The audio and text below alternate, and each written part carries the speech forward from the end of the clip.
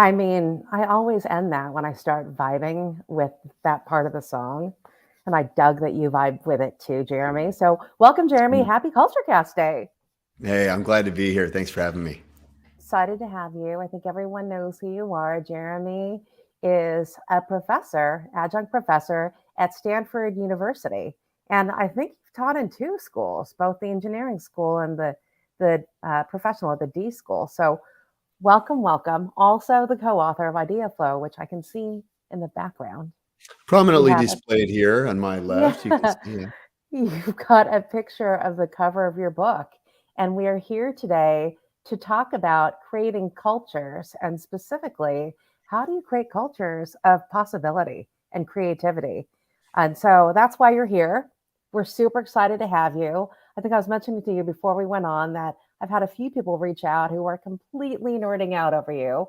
And we know I that don't they're know here why. too on the call. Nerds Uh, unite, nerds unite. Thank you. I think they should. And by the way, I know some of you are already putting comments in the comments, so feel free to pop them in there. And if there's questions, like one of my colleagues had said to me, I was listening to a podcast to Jeremy. I really wanted to ask a question. And I realized I was just listening to a podcast. And so now is the time. If you have questions or comments, feel free to pop them in and we'll make sure to address them. So before we get into it, though, Jeremy, let's talk about you. Like, what put you on the pathway to, first of all, becoming a professor and then being an expert on creativity? Like, tell us about who you are and kind of what your pathway was, your journey. Well, I'm most in need. That's why. That's the truth of it. As the the I don't know if you remember those old commercials for the men's hair club where the bald guy has hair and he says, I'm not only the president, I'm also a member. I Stop feel it. I feel like for me, I'm not only a professor, I'm also a student. And the reason this stuff resonates with me and the reason it's so authentic for me to share it is because I'm first and foremost a student of innovation myself. And I come from a student's background. I was actually a student at the design school back in 2008, and it derailed my life. I mean, nothing short of derailed my Wow. life. I had been in management consulting and investment management and finance. And it was when I had a chance encounter with the D school at a startup in India, of all places, that my Oh, path got my path got shifted. My trajectory got shifted, and now 15 years later, I'm still on the learning journey. wait a minute. You were at the D school in India. What was that all about? Well, I was actually working at a startup that had gotten launched out of the D school Okay. called D-Light Design. They make um, solar lighting products for families in India and in sub-Saharan Africa that live off the electrical grid, that are historically burning kerosene in their homes, which is, terrible for indoor air quality, for safety, et cetera. And so this startup was focused on bringing lighting to folks who live off the grid. And they had started at the D school. So I went there because I was really passionate and still am about economic development. And I Okay. wanted to work at a venture-backed startup. So I landed in India, not primarily looking to learn about a new radical problem-solving methodology, but learn about economic empowerment and economic development. And my world got, sidelined when I started seeing how these designers were approaching the problem of building a business. And they were putting the human being at the center of their approach. And they were spending time with people in the slums and in developing areas. And I was fascinated. And they just kept saying, you should go to the D school when you get back to Stanford. It was a summer between my 2 years of business school. And so Interesting. I went back to the D school, and it totally changed my life. I mean, for those out there who are likely still in graduate school and thinking that they're on a journey that they were supposed to be doing something, like, was it that comment that someone said, hey, you ought to go to the D school? Was it, I guess what I'm hearing you say is watching these designers really reframe a business by putting humans at the center. I think it's beautiful. I mean, and is that what inspired you? Yeah. It's this sense that it's the sense that I wasn't totally fulfilled with the tools I had in my toolkit so far. Got So it. I was doing a lot of work in pivot tables and Excel spreadsheets and things like that. And I was good at it and I was, competent, but I wasn't thriving. And I think kind of tuning into what makes you thrive and what makes you come. I think actually pivot tables really do it for some people. And if you're one of those people, it's like more power to you. You do you. That's all good.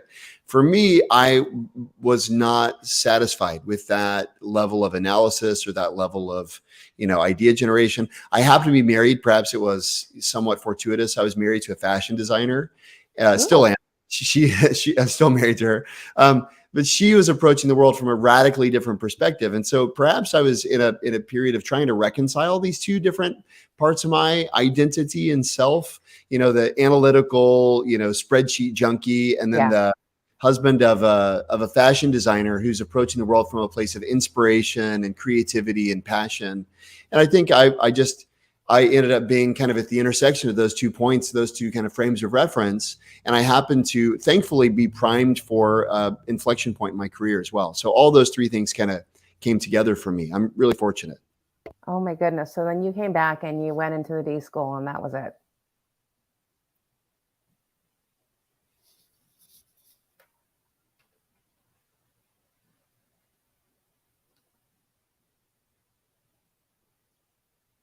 Oh, wait a minute. I'm losing sound.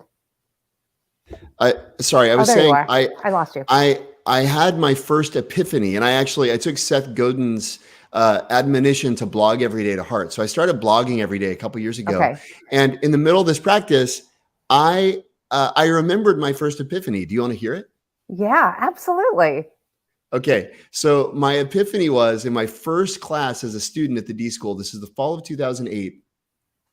They gave us the challenge to reinvent ramen. And of course, I'm an expert, right? I was a college student. I ate a lot of ramen in my days at the University of Texas at Austin. Took them. Yeah. And so I thought I knew all about how to reinvent ramen, but they said we needed to visit a ramen restaurant as a part of the assignment.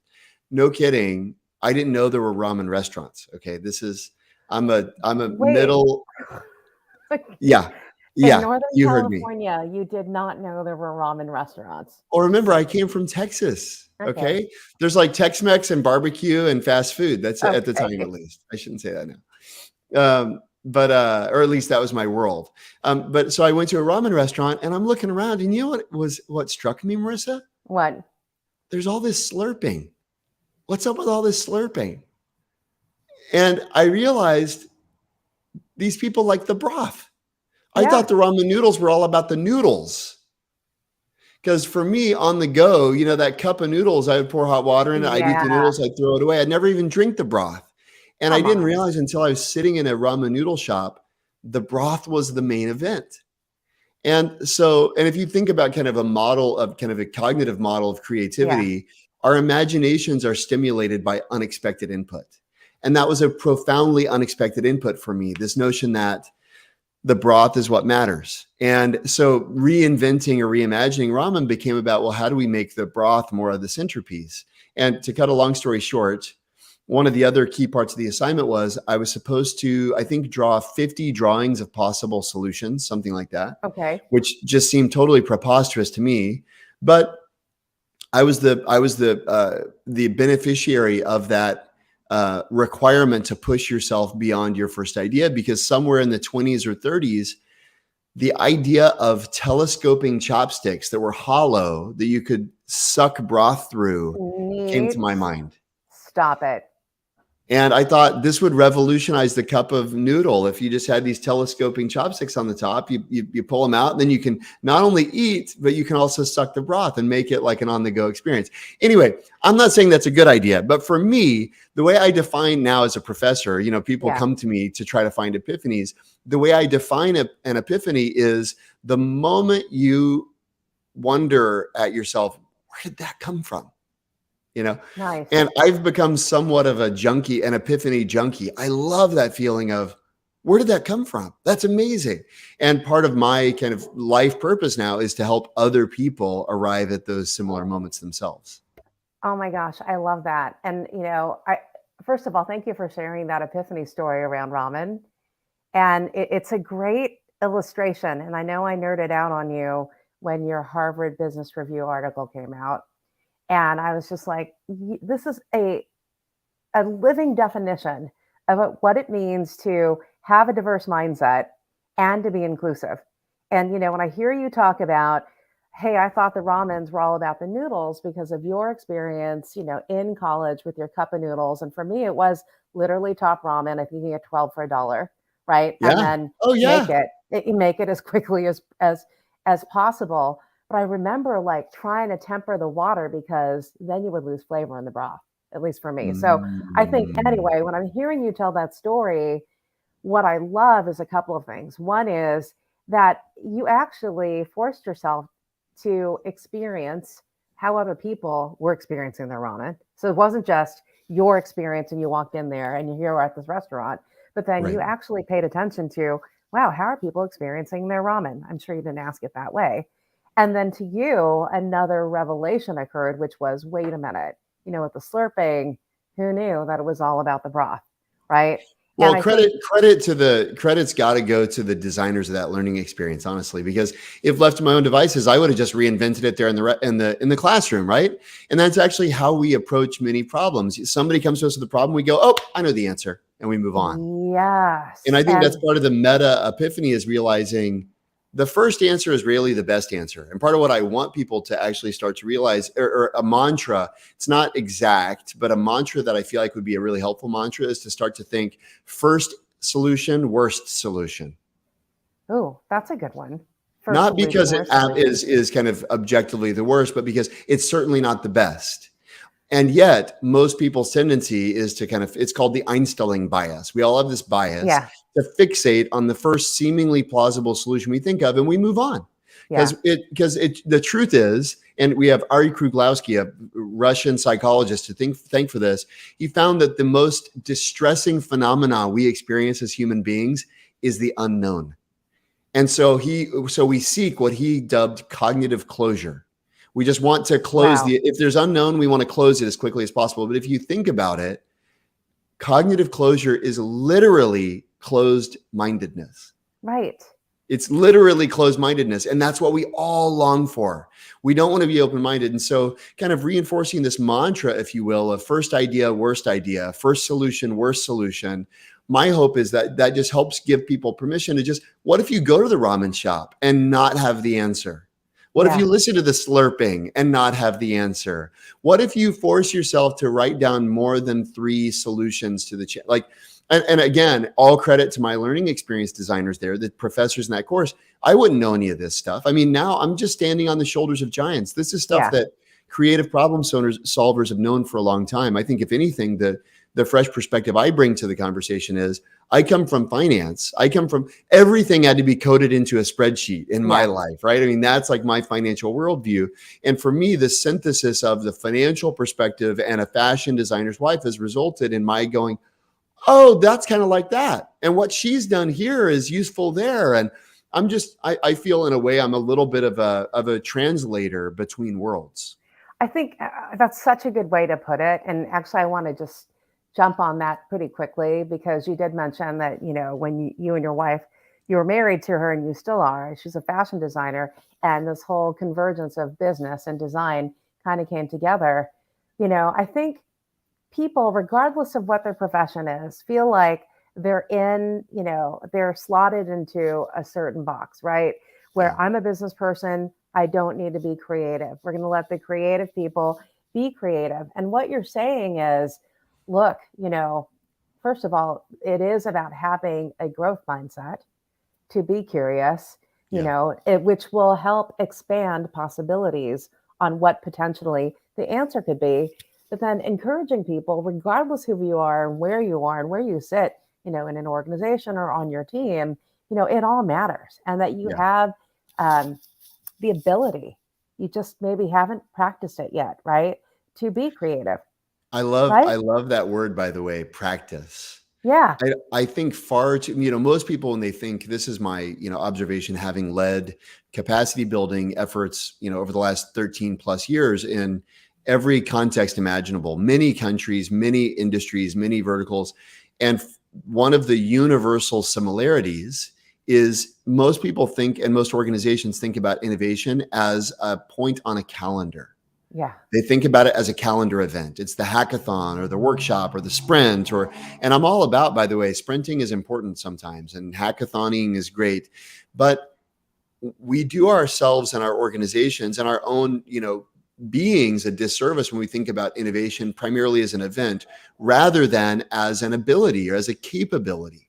And part of what I'm trying to do, and part of what we try to do with this book is say, no, it's a practice. And Yes. just like you play piano, nobody says, I took piano lessons when I was 5, therefore I play the piano. Or I made a drawing once, therefore I'm an artist. No one thinks about other capabilities that way. But when it comes to innovation, for whatever reason, they point to a calendar event. And what we want to do is disrupt that kind of core mythology and say, no, innovation is a practice. You can engage that practice regularly. Just you use that word muscle. You can actually grow that muscle through deliberate practice. And here are some proven ways to do that. I love that. And I love that. And again, I'm going to bring it back to diversity, because everyone's like, well, what do you mean diversity drives innovation? It is about, I want to get into your head about how you cultivate environments, how you create a culture if you're a leader, right? To ensure that people have the permission to bring all that they're thinking. So when I think about my definition of diversity and an inclusive culture, I think it's about leaders inspiring confidence in their people that they can bring their full selves, which includes all of their ideas, good or bad, right? And that once you allow that to happen, you can consider all of the possibilities to aligning on the problem that you're trying to solve. And, you miss out if you don't, right? So I don't know what your reaction is to that, and how you would define a culture of creativity. Can I just bookmark 3 things? You can help me remember them. Yeah. One is problems. One is bad. One is diversity. Okay. We can cover them. Actually, it's now Jeopardy. Which one would you like to talk about first? I mean, let's go in the order that you brought them up. Problems. Okay. So the first thing for leaders, you hear that old adage, bring me problems, bring me solutions. Said no innovative leader ever. Okay. So that's not how innovative leaders lead. Innovative leaders know that innovation starts with a really wonderful problem, and they encourage people to be problem finders. And, we've got the suggestion box. Yeah. What I advocate, actually, what we mentioned in that article as well, is where's your problem box? Right. Problems are an essential precondition to solutions. It almost goes without saying. But a leader who doesn't want to hear problems certainly doesn't want innovative solutions, whatever they might say about it. And so cultivating a problem orientation, a problem awareness is really important. One of the legendary professors at Stanford's a guy named Bob McKim. And he's a progenitor of the design program, of which I'm now a part. And he said, back in the 60s and 70s, he was assigning students to keep what he called a bug list, which was long before computer programming entered common parlance. He's not talking about, computer code. He's talking about keep a list of things that bug you, because he knew that the student who's paying attention to the things that annoy them are the students who are going to be generating novel solutions. Oh my gosh. So first thing is, and design thinking a lot of times gets kind of described as this kind of problem solving methodology, which it is, but it's first and foremost a problem finding methodology. It's not the only one. And there's other ways to find problems. But I would say, getting back to your question about leading teams, if you want to be encouraging innovation in your teams, you've got to be instilling a value placed on problems. I love and the that. people who can find them and define them and describe them. So that's the first thing. I think that goes back to math for me. I mean, I was raised to become a doctor per my parents, and of course ended up not becoming a medical doctor, but loved math and science stereotypically nonetheless. And, one thing about math that I've always carried with me, and now I'm thinking about it a different way, is you talk about be good at problem finding, is in working with and leading teams. It is about getting aligned on the problem. And if I think about math, it is about gathering all the facts to define the problem, right? In order to then let loose, right? And get people to then find the solution, and I don't know who it is who said it. It's like, don't fall in love with the solution, fall in love with the problem.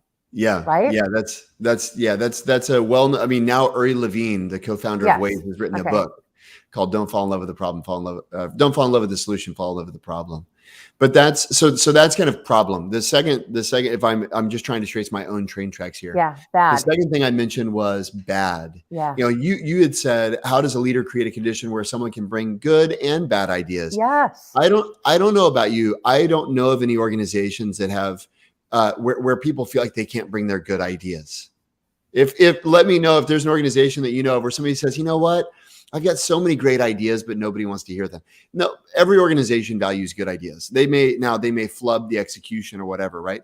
The challenge is bad ideas. And to me, from a research perspective, what's interesting is bad ideas are critical because Yes. what we learn, and you take an example like Steve Jobs, right? When we think of Steve Jobs, we don't think that guy's an idiot. You might disagree with his management style or his personality, whatever, but he's prescient, innovator. He's a disruptor. He redefined categories, delighted, millions of customers. And how did he get there, right? Sir Johnny Ive said in his eulogy at Steve Jobs' memorial service, he said, every day Steve and I would have lunch, and every day Steve would say to me, hey, Johnny, you want to hear a dopey idea? And Johnny said most of the time they were pretty dopey. In fact, sometimes they were truly terrible. But every once in a while, they take the air out of the room and leave us breathless in wonder, right? Nice.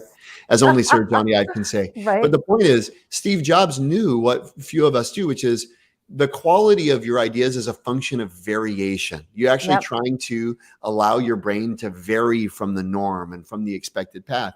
And going back to your math kind of Yeah. expertise, what do you know about a normal distribution? It's symmetrical. So if you want a high kind of right into the Yep. distribution outcome, what do you need? You need a high Yep. left into the distribution outcome, right? Dopey, you could say, is the price of delight. That's Bad right. ideas are the price of good ideas. And so a really good question for a leader to ask herself is to say, when's the last time someone shared a dopey idea with me? I love that. A dopey idea They're from Steve essential. Jobs. Yeah, they're essential. And I think that's what I mean around people bringing their full selves. I think there's this um, need to feel perfect, right? This whole I'm at work and I need to be perfect with everything that I show up, and how I show up. And I think that stifles people. When I think about creating a culture of inclusion, Yeah. when people don't feel like, hey, look, it's okay, this learning culture, whatever you want to call it, like, I think the n cannot equal one, right? Like it's got to be multiple things. If we'll stick with math one more time, there's got to be multiple variables in order for you to kind of then find a solution. Yeah. That will work. No, I can't emphasize that enough. The other thing, obviously, or to state what is implicit right now is volume matters. And it's Okay. actually, one of my kind of, you could call my nerd crushes or my nerd hero is a gentleman named Dr. Dean Keith Simonton. And he conducted a longitudinal study of breakthroughs across different fields, not only in the arts but also in the sciences and engineering, et cetera. And the upshot of a lot of his research is basically this: the variable that is most highly correlated with the quality of one's work is the quantity of one's work. Hmm. So if you want to have a good idea, you actually need to have a lot of ideas. But very few of us are oriented towards quantity. We're all, as you said, we're all about quality. Yeah. And if, as a leader, if you aren't creating spaces where an enormous quantity of possibilities can be created, good, average, and bad, or maybe especially bad, then you shouldn't be surprised by mediocrity or by more average outcomes. Because very few leaders are cultivating environments where volume and variation are the kind Yeah. of key considerations. I love that. So, as a leader, how would you um, advise or coach people to set up, their next meeting, right? Oh, we're going to brainstorm. So, we're going to have a brainstorming meeting. We're going to talk about all of these things. How would you advise leaders do that in a way where it's going to encourage people to bring it all, right? The volume Well, of thinking. there's, I would even separate brainstorming from, first kind of tools that leaders can use. Okay. So we've got, there's one of the chapters in the book's actually excerpted in Entrepreneur Magazine. It's a whole chapter on brainstorming, and it's freely available, right? So, you can get it there. But I would say even before brainstorming, and there's tons of stuff to do there. It's not for lack of material that I'm, sidestepping slightly. But a simple thing that a leader can do is, Astro Teller, who's the head of Google X, he's CEO of Google X. And I had him on my podcast recently. And one of the things that he told me about is a phrase that I've given it. He hasn't given it this, but I call it gimme five. Okay. And basically what a leader is saying when they say, give me five, is not give me a high five, but although that's why I like it, give me five, but bring five solutions. When we're trying to tackle a problem, don't just bring one idea. And what Astro told me is that many times a team comes with one solution. And he said, I always require five. And then people try to game the system, of course, and they go, okay, we're going to bring one that we really like and then four dummy ideas. But he said, sometimes even one of the dummy ideas is better than the idea that they started with, right? But it's the practice of pushing yourself, just going back to my first D school class, right? Sketching beyond the first idea that comes to my mind. If you can get a team in the habit of implicitly A/B testing their own solutions, they're already light years ahead. And so the simple thing, I mean, I part of the reason that I avoided the brainstorm topic is not because there aren't great ways to do it, but because, again, it's an episodic event-based activity, right? And we can think about the brainstorm on the calendar. You know, maybe people got to, all of a sudden, they got to go pick their kid up at school, or they're hoping they get sick, right? Because nobody's looking forward to that. But yeah, sorry.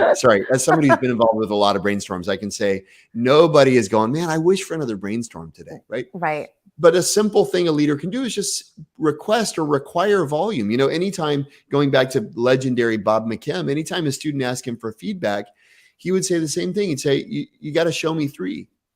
I can't give you feedback on one idea. Yeah. And I think whether it's show me three or give me five, but this idea of simple mechanisms to require volume and variation. Here's a question that I love the leader could ask. What else are we trying?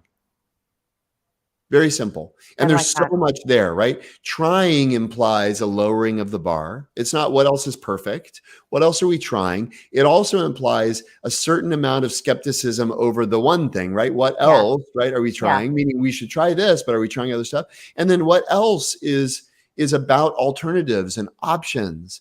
And if a leader could just bring this kind of question into her repertoire, or his repertoire, I think that would create permission. All of a sudden, if I know the goal is to create 3 or 4 possible solutions, I'm actually I have to vary my thinking. And all of a sudden how do we know which one's best? Well, we should experiment, right? We should commission parallel experiments and actually learn which is best, right? So that, to me, that's kind of the idea with bad. I want to get to the third thing, because it's actually what you started with, which is diversity. And it's critical. I can't say enough about the importance of diversity. And here's why. Fundamentally, you know, somebody asked me about futures thinking. I was on a call with a student who was seeking advice. And this ties to diversity. Don't be concerned. They ask, am I an expert in futures? I said, I'm familiar with futures, but I said, if I abstract a level, I believe in collisions. You know, Arthur Koestler wrote a seminal book on creativity, The Act of Creation. And the way he defined creativity, it's my second favorite definition ever, by the way. He said, creativity is the collision of apparently unrelated frames of reference. And collisions are where the interesting stuff happens. And futures, as far as my kind of layman's understanding, or my limited understanding, is it's a structured process for facilitating collisions between frames of reference. That's it.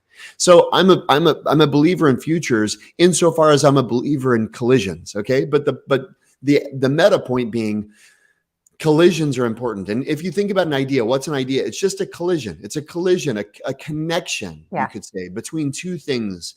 And that's actually super valuable for people to know. An idea is not new.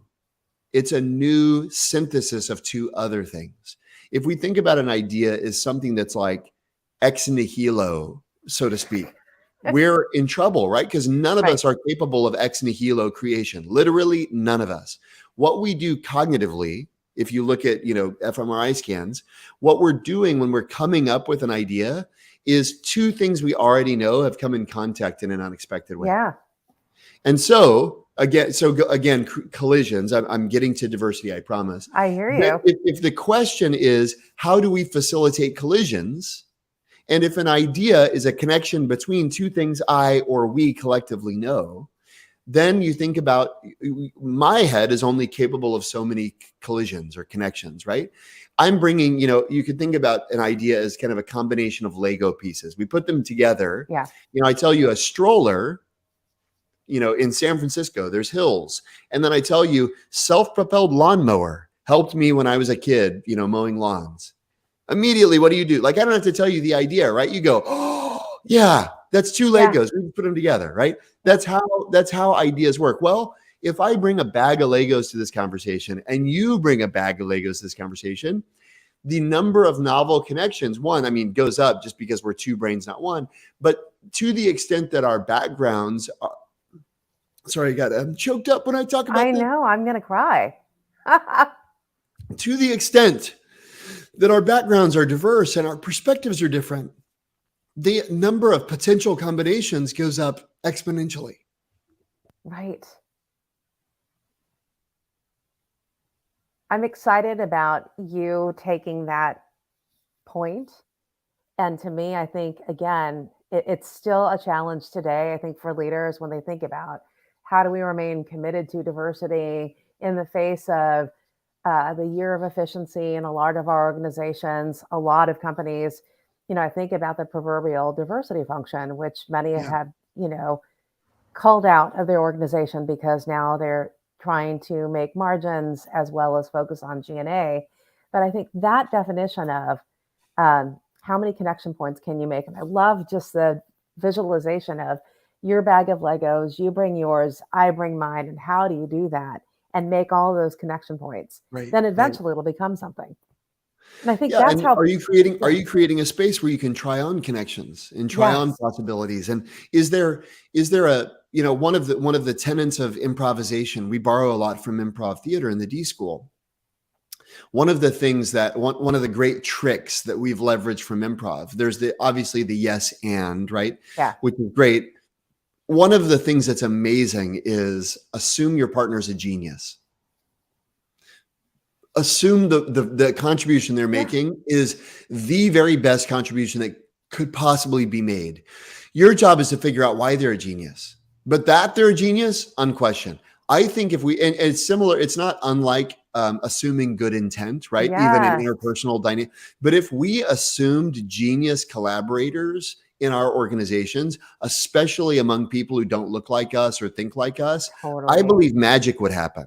Part of the reason diversity has failed to achieve its potential is because we don't assume the person I'm working with is a genius in some other way. And it's my job to unlock and build upon that genius. Oh my goodness. I love that. And I think it is about having positive intent.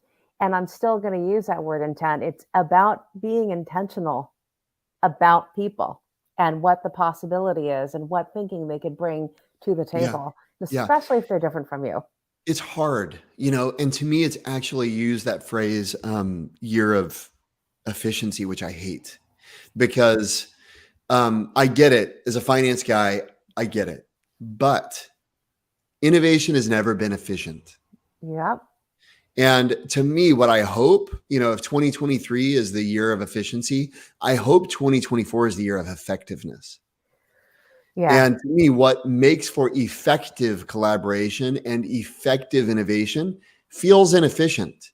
You know why nobody assumes the person across table from them is a genius? Because it makes their work harder. It's so much easier to be critical. Human beings are lazy. Criticism comes naturally to us. Judgment comes naturally to us.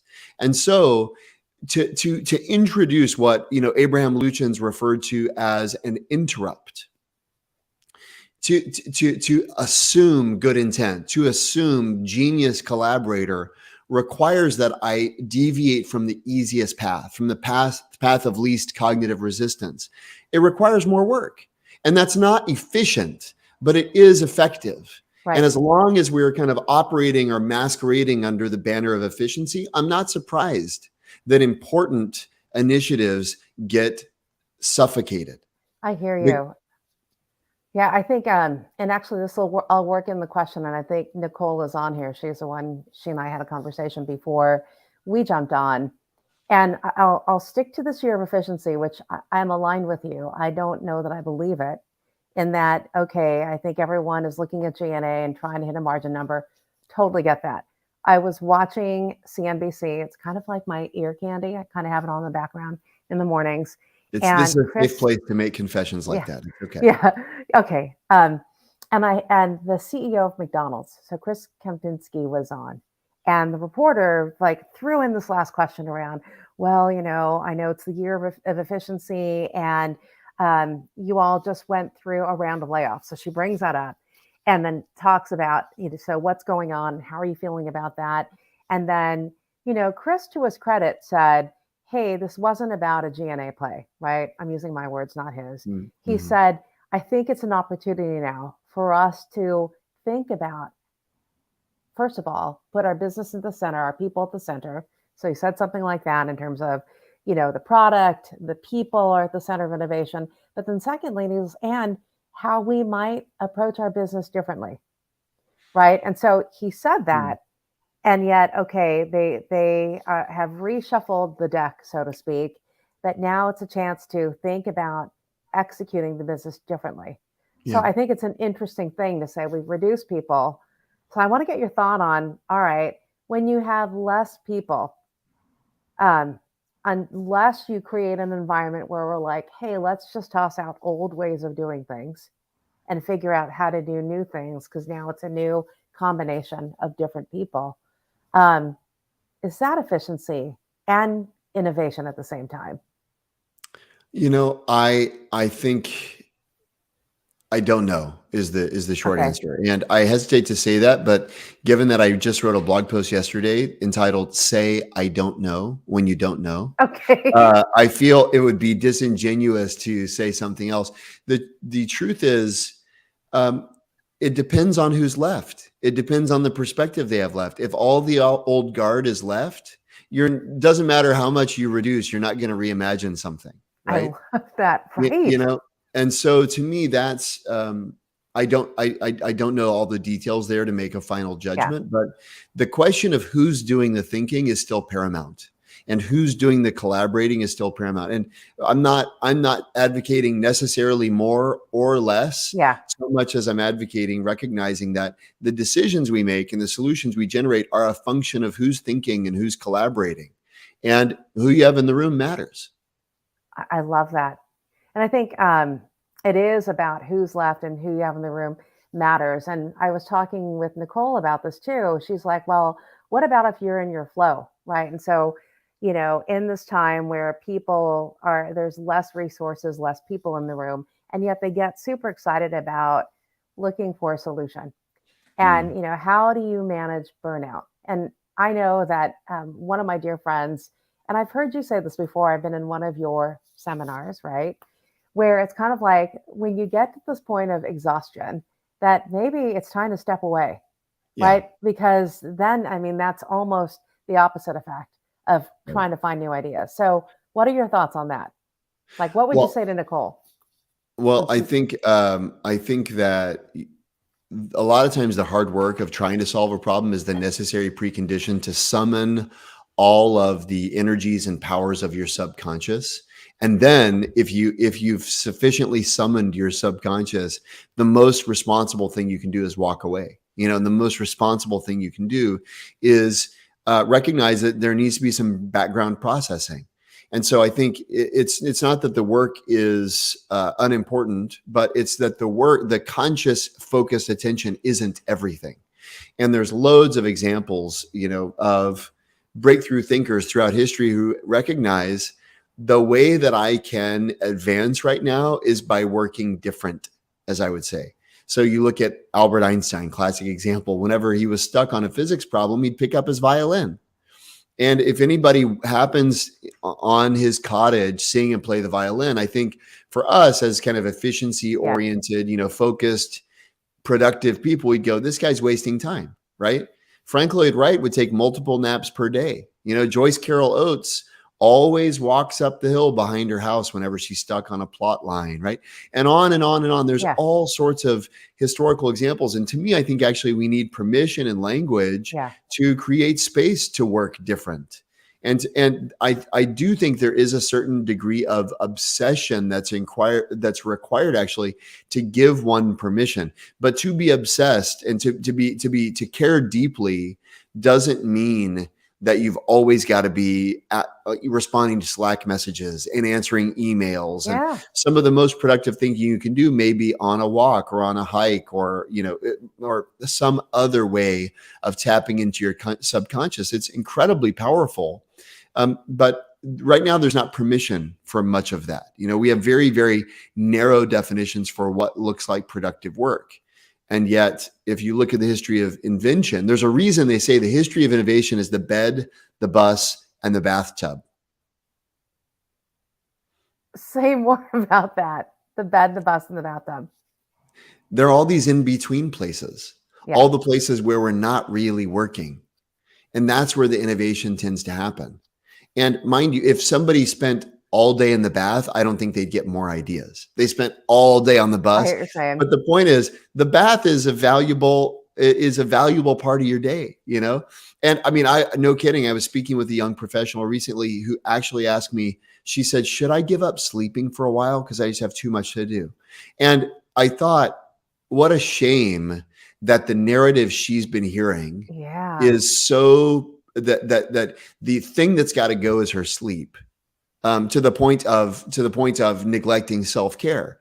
And so to me, I think that we have the pendulum has swung so far to the extreme of efficiency and productivity that we're starting to neglect really important aspects of what makes human ingenuity shine and thrive. Yes.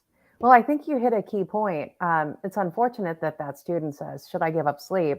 I'm reacting to when you said, the in-between, right, is when the ideas come up. I think I see a couple of former colleagues here where they would be driven crazy by me because I'd be like, oh my gosh, I had this routine of working out every morning and getting ready before I went into the office or went onto Zoom.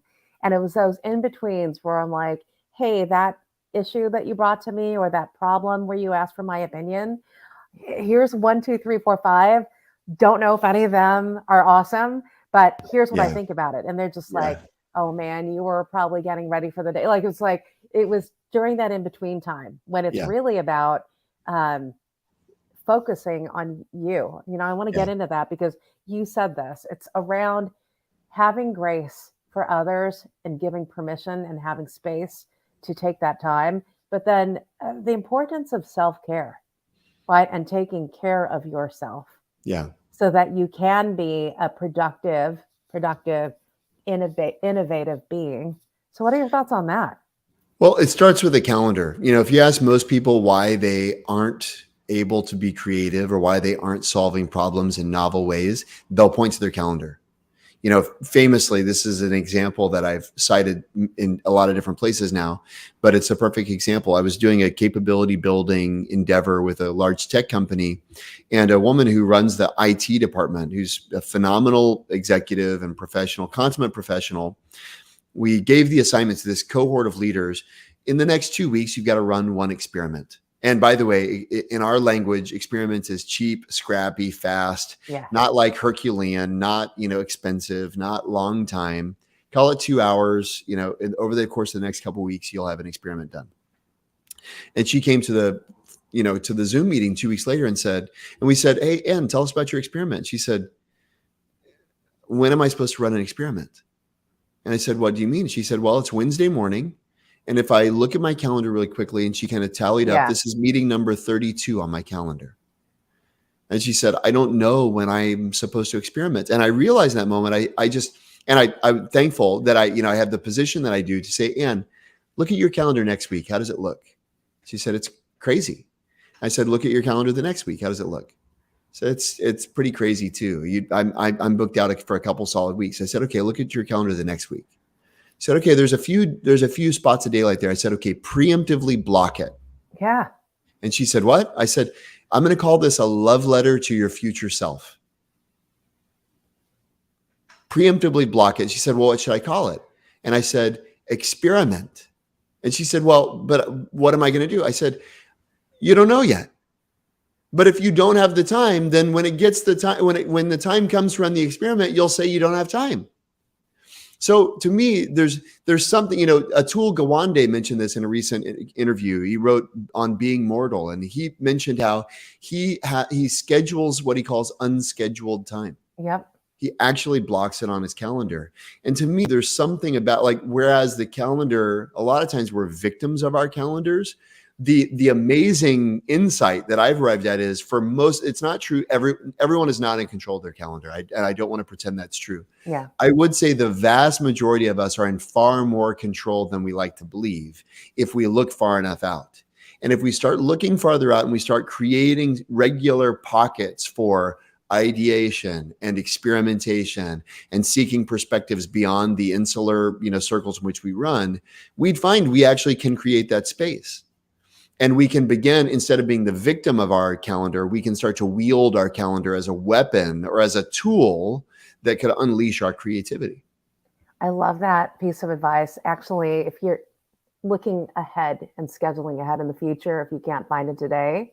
And I also love the idea too of, you know, knowing when you've got the energy. And what I mean by that is, again, everyone has different cadences depending on what it is they do.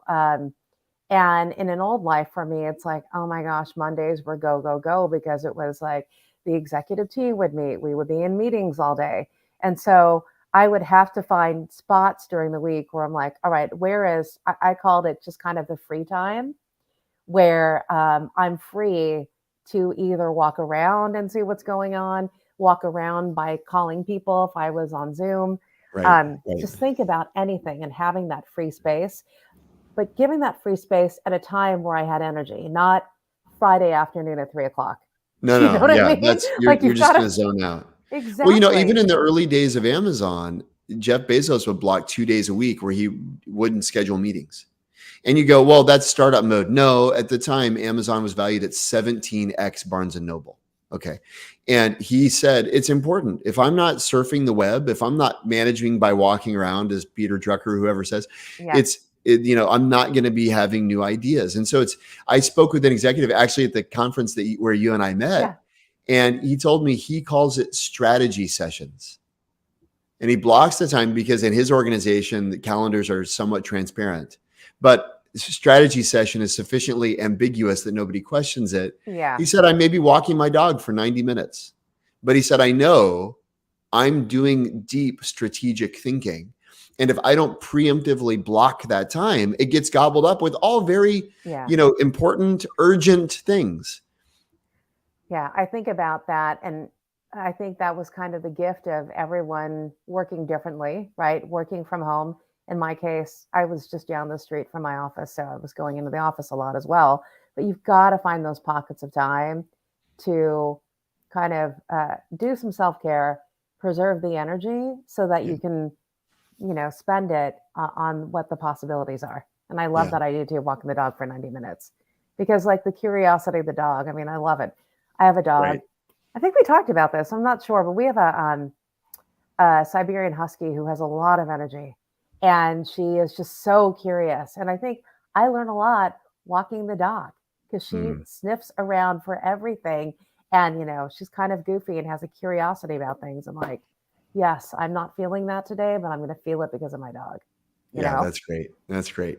Yeah. I mean, kids are another great source of permission, right? They're the wonder there, you know, we don't have space to wonder much, you know, and that may be one kind of, I don't want to say final exhortation, but if I think back to the question of leaders, especially, leaders are often positioned as the answer people. So when I'm stuck, I go to you and you have the answer. Well, that's a broken definition as far as I'm concerned. I agree. I believe a leader should be the champion of an approach, not the answer keeper. They should be the approach keeper.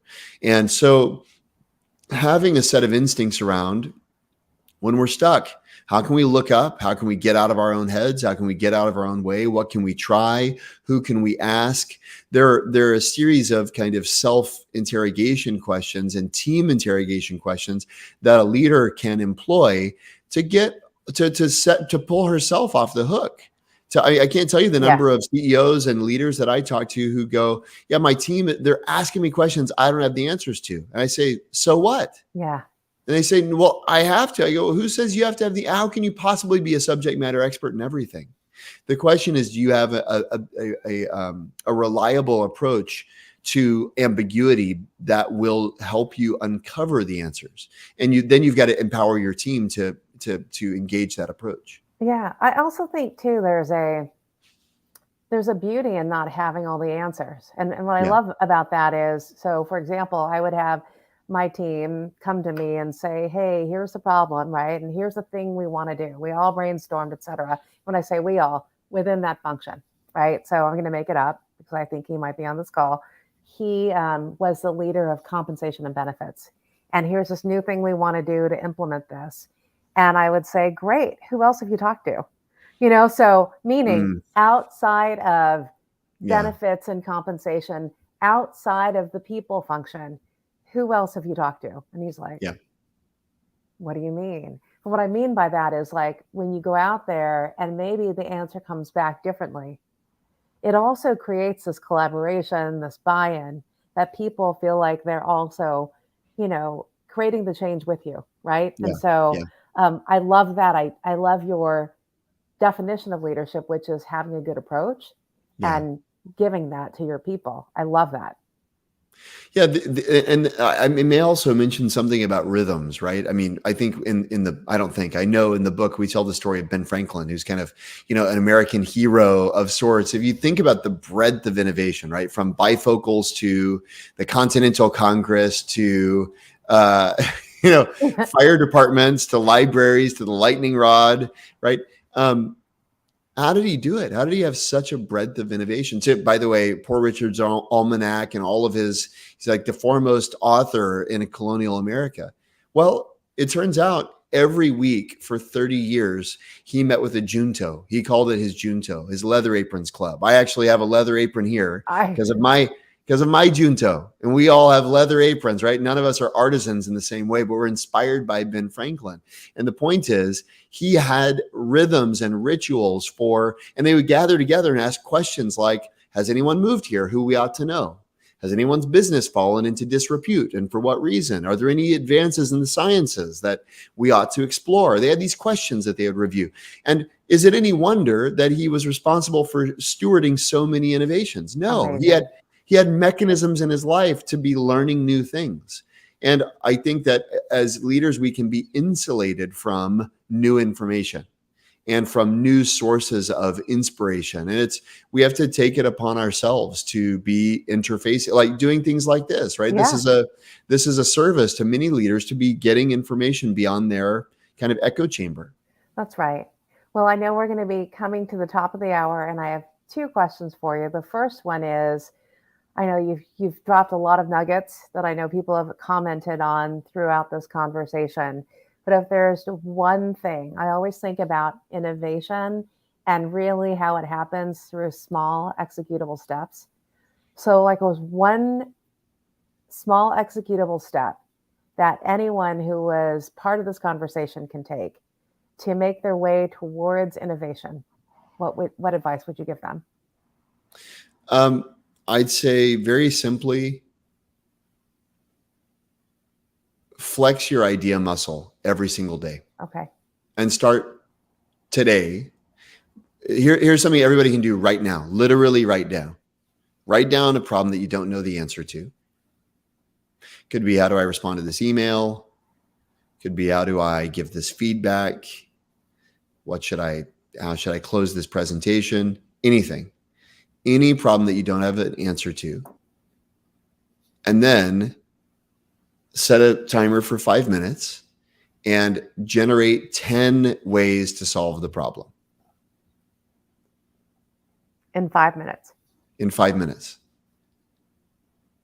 And I can share with you a link. I built a very simple kind of chatbot software to facilitate that kind of conversation, but you don't need any software to do it. All you need to do is push yourself. We call it an idea quota in the book, right? It's pushing yourself to hit a number rather than a quality threshold. So I'm not saying not 10 good ideas, 10 potential ways of solving it, crazy ways of solving it, easy ways of solving it, hard ways of solving it, expensive, cheap, whatever, right?